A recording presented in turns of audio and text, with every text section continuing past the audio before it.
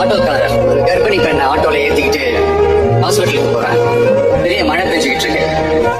அவர்கிட்ட இருந்த அந்த கொடைய அந்த கர்ப்பிணி பெண்ணை கிட்ட கொடுத்துட்டு இதை எடுத்துக்கிட்டு போமா அப்படின்னு சொல்றாங்க. அந்த பொண்ணு சொல்றாங்க, ஆனா இது எப்படி நான் உங்ககிட்ட நான் திருப்பி கொடுக்கறது? அதுக்கு அந்த ஆட்டோக்காரர் சொல்றாரு, வேற யாருக்காவது தேவைப்படுறவங்களுக்கு கொடுத்துருமா அப்படின்னு சொல்லிட்டு அவர் போயிடுறாரு. அந்த கர்ப்பிணி பெண் அந்த கொடையை எடுத்துக்கிட்டு ஹாஸ்பிட்டல் வாசலுக்குள்ள போகும்போது அந்த வாசல்ல ஒரு பெரியவர் மழைக்கு பயந்துகிட்டு அப்படியே கை கட்டிக்கிட்டு நின்றுட்டு இருக்கிறார். அந்த கர்ப்பிணி பெண் அந்த கொடைய அந்த பெரியவர்கிட்ட கொடுத்து, ஐயா இதை எடுத்துட்டு போங்க ஐயா அப்படின்னு சொல்றாங்க.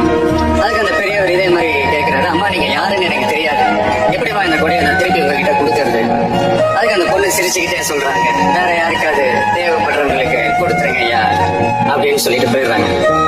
உடனே அந்த பெரியவர் கொடையை எடுத்துக்கிட்டு பஸ் ஸ்டாப்புக்கு வராரு. பஸ் வருது, ஏறி போகும்போது அங்க பாக்குறாங்க ஒரு பூக்கார அம்மா பூவை வச்சுக்கிட்டு ஒரு அட்டையை மழைக்காக பிடிச்சிக்கிட்டு உட்காந்துட்டு இருக்காங்க. பெரியவர் போய் அந்த கொடையை அந்த பூக்கார அம்மா கிட்ட கொடுத்துட்டு அவர் பஸ் ஏறி போயிடுறாரு. பூக்காரம்மா அந்த கொடையை எடுத்துக்கிட்டு வீட்டுக்கிட்ட வரும்போது அங்க ஒரு ஸ்கூல் படிக்கிற பொண்ணு பேக் எல்லாம் மாட்டிக்கிட்டு மழையில ஓடி வர்றாங்க. அவங்க போய் அந்த ஸ்கூல் பொண்ணு கிட்ட கொடையை கொடுத்துட்டு, மழையில நனையாதம்மா இதை எடுத்துக்கிட்டு போங்க அப்படின்னு சொல்றாங்க. பொண்ணோட அப்பா பதட்டத்தோட வாசல்ல நின்றுட்டு இருக்கிறாரு, பொண்ணு மழையில நனைஞ்சுக்கிட்டு வரணுமே அப்படின்ட்டு. அந்த அப்பா வேற யாரும் இல்லை, அந்த ஆட்டோக்காரர். So the moral of the story is, முடிஞ்ச வரைக்கும் எல்லாருக்கும் சின்ன சின்னதா ஒரு நல்லது